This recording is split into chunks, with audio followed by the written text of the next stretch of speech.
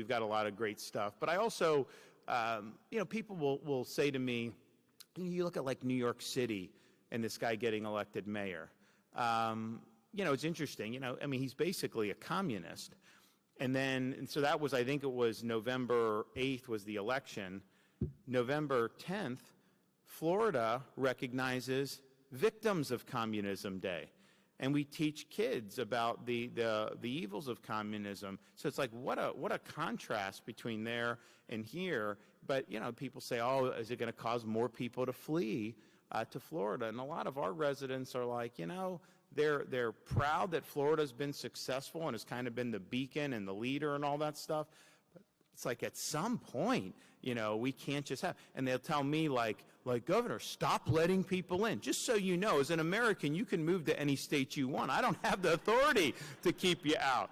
I probably would be exercising it in certain instances if I could. But that's not, so it's people vote with their feet. It's a free country. You do all that. And I don't know what the fallout's going to be for this guy up there. I can tell you, if you think somehow you're going to have government-run grocery stores and that be successful, it's not. They've tried this stuff before. The command and control, it doesn't work. In fact, when we were down at the Freedom Tower in Miami, we did the Victims of Communism Day. I had all these high school kids from Miami that were there, and they were really fun. They were hearing stories about all this.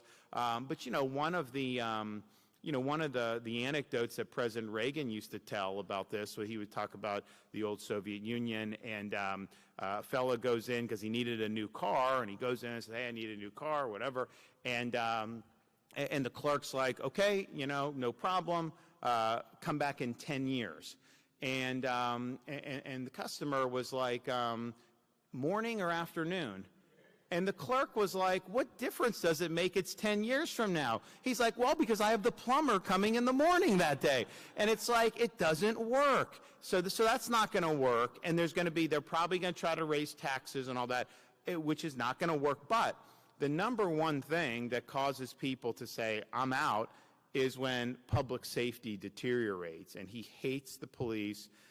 He wanted to abolish the NYPD.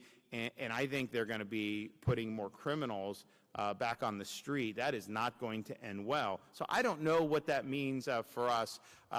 It's not, as an American, you can live, move where you want. But I do think it's important, that we maintain the character of rural Florida. We've worked hard on things like the Rural and Family Lands program, so that it's viable to keep these lands, these farmlands, prevent that from ending up being part of some concrete